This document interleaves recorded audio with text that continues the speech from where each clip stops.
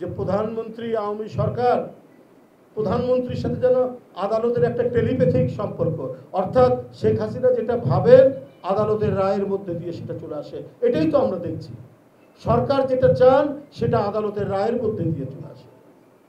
এই টেলিপ্যাথিক সম্পর্কটা হয় কি করে? এত কোমলমতি ছাত্র রাস্তায় নেমে আসছে, প্রতিদিন তার ক্লাসরুম ছেড়ে দিয়ে সেখানে এসে বিক্ষোভ করছে, এটা করবে না? এটা কি অন্যায়? এটা কি অন্যায্য? আজকে এক এক করে আপনি কি বলে যে প্রতিযোগিতা, মেধা, ব্রিলিয়ান্ট স্টুডেন্ট, এদেরকে আপনি জাদুঘরে পাঠাচ্ছেন, জাদুঘরে পাঠাচ্ছেন আপনি তাদেরকে, যে 2000 বছর পর কার্বন টেস্ট করে দেখবে যে শেখ হাসিনার আমলে 2000 বছর আগে শেখ হাসিনার আমলে মেধাবীরা, ব্রিলিয়ান্ট ছাত্ররা ওরা কোনো চাকরি পেত না, ওরা রিক্সা চালাতো, ওরা সিএনজি চালাতো। এখানে প্রতিযোগিতার কোনো দাম নেই। এবং বাদ বাকি কারা কারা হতো, অফিসার হতো, কারা ক্যাডার সার্ভিসে জায়গা পেত, কারা ডেপুটি সেক্রেটারি, ডিসি হতো, যারা প্রশ্নপত্র ফাঁস করার মধ্যে দিয়ে সেই প্রশ্ন পেয়ে আপনার পরীক্ষা দিয়ে তারা ক্যাডার সার্ভিসে চান্স পেয়েছে।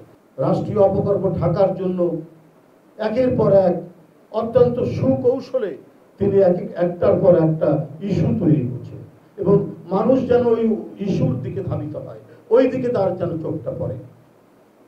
উনি যে আজকে চারিদিক থেকে ব্যর্থ হয়েছেন, আজকে যে রাজকোষ শূন্য, আপনার 15 দিনের জন্য কোনো জিনিস যে আমদানি করতে পারবে না, সেই রকম একটি পরিস্থিতির মধ্যে তিনি দেশ নিয়ে গেছেন। এখন তিনি ভিক্ষার ঝুলি নিয়ে যেমন দাঁড়ে দাঁড়ে ঘুরছেন, আবার ফিরে আসছেন খালি হাতে। $20 বিলিয়ন তিনি চাইবেন চীনের কাছ থেকে। প্রতিশ্রুতি পেয়েছেন মাত্র $1 বিলিয়ন, মাত্র $1 বিলিয়ন প্রতিশ্রুতি পেয়েছেন। উনি যাত্রা সংক্ষিপ্ত করে ফিরে এসেছেন, অজুহাত দিচ্ছেন অন্য কথা, কিন্তু অন্তর্নিহিত যে বিষয়টি সেটি সকলের কাছে জানা হয়ে গেছে, সকলেই এই বিষয়টি বুঝে। সুতরাং আপনি কি তাহলে এই ভয়ঙ্কর অর্থনৈতিক বিপর্যয় ঢাকার জন্য আতিকুর রহমান রাসেলদেরকে গুম করছেন? আপনি কি বেনজির কাণ্ড, আপনি কি আজিজ কাণ্ড, আপনি কি মতিউর কাণ্ড, এগুলোকে ঢাকার জন্য? Even though some of them were 4th class employees, they own expensive car, multiple flat এবং কমার্শিয়াল স্পেস কোথায়? পস এরিয়াগুলোতে অফ দি ক্যাপিটাল, রাজধানীর পস এরিয়াগুলোতে এই সমস্ত 4th ক্লাসে এমপ্লয়ি তাদের হচ্ছে, সেখানে তাদের কমার্শিয়াল স্পেস আছে, আর বিভিন্ন ঢাকার বিভিন্ন জায়গায় তাদের অসংখ্য ফ্ল্যাট, বাড়িঘর ইত্যাদি। এটা যেন আলিফ লায়লাকে হার বানাচ্ছে। এই কাহিনী আমরা পৌরাণিক কাহিনী শুনেছি, আমরা যে গল্প কথা শুনেছি, সেটাকেও হার মানাচ্ছে। তাহলে বেনজিরের টাকা কত? বেনজির কত জমি দখল করেছেন?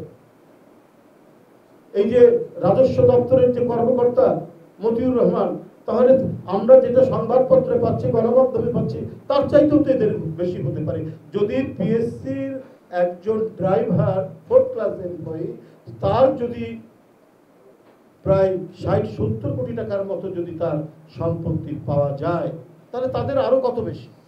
রাজস্ব দপ্তরের একজন সহকারী পিয়ন সাতক্ষীরা, তার যদি 100 কোটি টাকার মতো সম্পত্তি পাওয়া যায়, যেটা আমরা গণমাধ্যমে দেখেছি, এবং তারপরে সে চাকরি ছেড়ে দিয়েছে, এগুলো কার অবদান?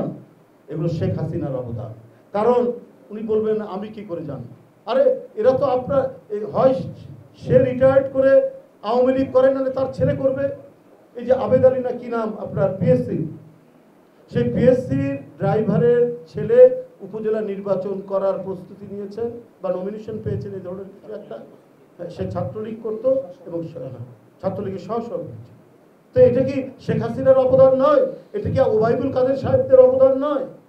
আজকে এইটা ঢাকা দিবেন রাসেলকে গুম করে, যে বিএনপি এই সমস্ত বিষয়ে উচ্চকিত হবে না, বিএনপি এ সমস্ত বিষয়ে কোনো কথা বলবে না।